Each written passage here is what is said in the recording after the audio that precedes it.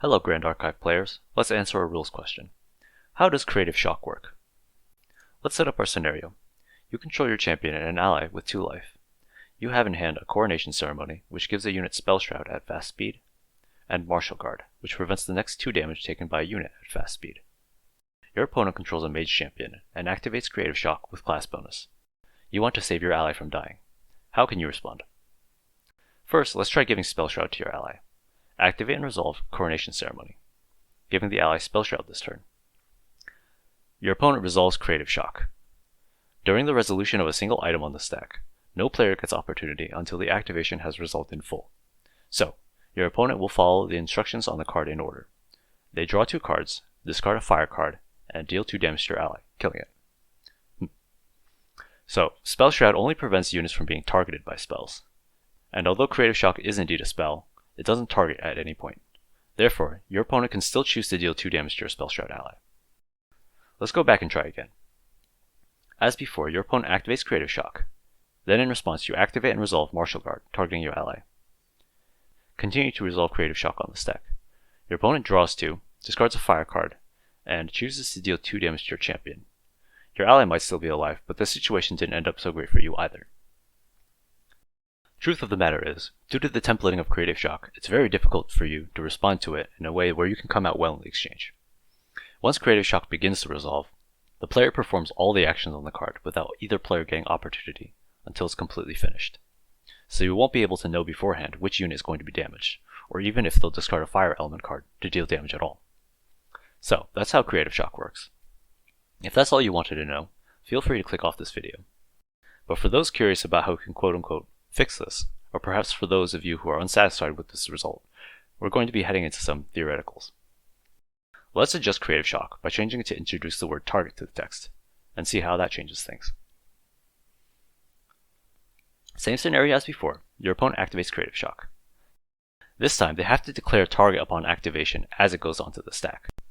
By the way, the text says you may, which means they can choose not to, but let's assume they want to deal the damage if they can.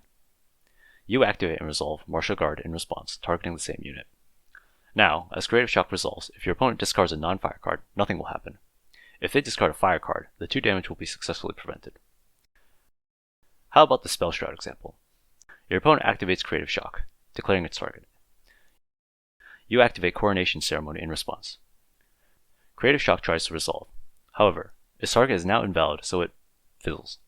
Your opponent doesn't draw cards at all, even if they didn't intend to draw a fire card. And if your opponent wasn't a mage, the spell wouldn't target at all, so it couldn't be fizzled. And let's not even think about what would happen if your opponent activated Innervate Fury in response, losing the mage class bonus for a targeted action on the stack that shouldn't exist anymore. Fortunately, the rules have a good templating fix we can utilize. The words up to X targets or any number of targets is special wording in the rules that allows an activation to not fizzle even if it loses any of its targets. So, let's apply that here and see how that changes things. Your opponent activates Creative Shock targeting your ally. You activate Coronation Ceremony to protect it. Although the target becomes an invalid target for Creative Shock, the rest of the effects of the card will still happen as best they can, so your opponent still gets to draw and discard. Your opponent would still have to declare a target regardless if it would matter or not, such as if they didn't discard a fire card. And non-mages wouldn't have to declare a target at all. The Martial Guard scenario would be similar. Okay, so there's still a few issues with this wording, but we still have one more trick up our sleeves. Don't worry, this is the last one. Let's change this if to when.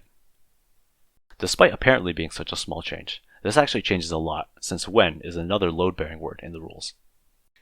When, whenever, and if indicate the presence of a triggered ability, and triggered abilities use the stack. Specifically, this type of conditional trigger that happens during another effect is called a reflexive trigger. Let's see exactly how this changes things. Your opponent activates Creative Shock. This time, they don't have to declare a target. You pass opportunity and let it resolve, and your opponent draws 2 cards and discard a card. If they discard a non-fire card, or don't have class bonus, nothing further happens. However, if they were a mage and discarded a fire card, the reflexive trigger would be added to the stack as a separate entity. This trigger targets and can be responded to. So now you can grant Spell Shroud or damage prevention, knowing the target, and without interfering with the rest of the effects of the spell, since they've already happened. As you can see, reflexive triggers have some important consequences to exactly how a card works, although at the cost of needing a bit more rules knowledge in order to know exactly how they function. If you stuck around this long, I hope you learned something or found this interesting. That's all for this video, and thanks for watching.